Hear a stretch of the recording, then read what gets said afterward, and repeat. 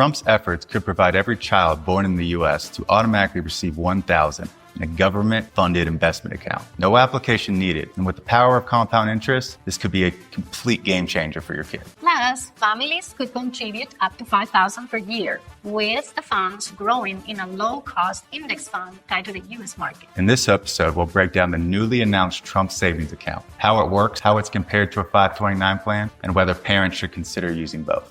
Today's episode is brought to you by Security Financial Management. Welcome back to the Best Advice Podcast, guys. I'm your host, Rob Lavalio, here as always with Sylvia Linares-Williams, a certified financial planner here at Security Financial Management. Sylvia, good morning. How are you? Good morning, Rob. Good to be Thanks for joining us. Thank you so much for being here. Thank you for inviting me. Did we just become best friends? Yep. Let's get right to it. Sylvia's got a lot of education for us today, and we're going to lead with the question of the day. Today's question comes from Ross from Lake Nona. Ross, what you got for us? Hey guys, can you give me insight on the big beautiful bill? What's Trump's new investment account? How does it work? Thank you, Ross. The big beautiful bill just passed, and it's putting real money back in your pockets. Whether you love it or hate it, you need to take advantage of it. Now, tax credits and tax incentives can preserve your wealth, and every dollar saved is another dollar you can invest. So let's take a look.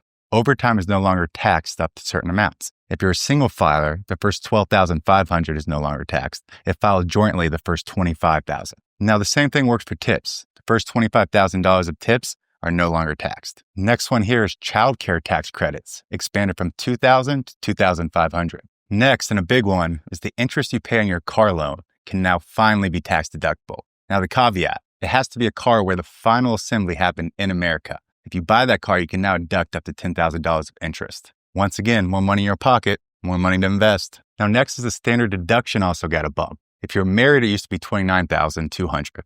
It is now $31,500, which means you can write off more with standard deduction so you don't have to itemize everything.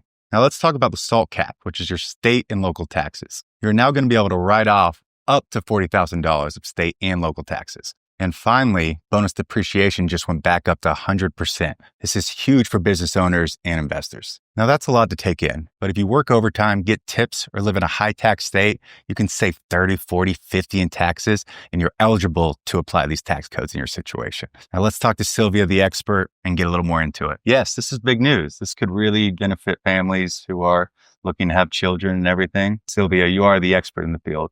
Will you please put some meaning behind this Trump new bill? I'll be glad to do that, Rob. Let's say a client has a newborn this year. They take advantage of the program and add $5,000 annually. By the time their child turns 18, they have contributed $90,000, and with the average market growth, the account could be worth over $150,000. That's not a bad start at all. So what is the average growth of return in that scenario? That scenario is only 5.3% average annually, which is low when looking at the historical rate of return. Yeah, wow. I mean, that 5.3% is pretty low when you're looking at historical rates of return. It is. When are the children able to, access those funds? At age 18, the child can access 50% of the funds. By 25, they can use it for small business, home buying, or higher education. At age 30, the entire account becomes fully accessible for any purpose. That does kind of remind me of how like a 529 plan is structured. Is there a difference or what is the difference between those two? It does. That's a great question. When we compare these side by side with a traditional 529 plan, the key differences were tax treatment and flexibility. Meaning, what does that mean? While the Trump account is funded post-tax and growth taxable via long-term gains or income, the 529 plan remains tax-free for education, but is much more restricted with potential penalties if used otherwise. And that is why we often suggest to do both the Trump account and the 529 plan. Thank you, Sylvia. That was awesome. Well, we hope that helps, Ross. If you're a parent, grandparent, or soon-to-be, make sure to talk to your advisor about opening both a 529 plan and a Trump savings account. Use one for education and one for flexibility. And if you don't have an advisor and want to talk to Sylvia or any of our advisors here at Security Financial Management, we'll leave a link in the description. Feel free to give us a call. We'd love to talk to you.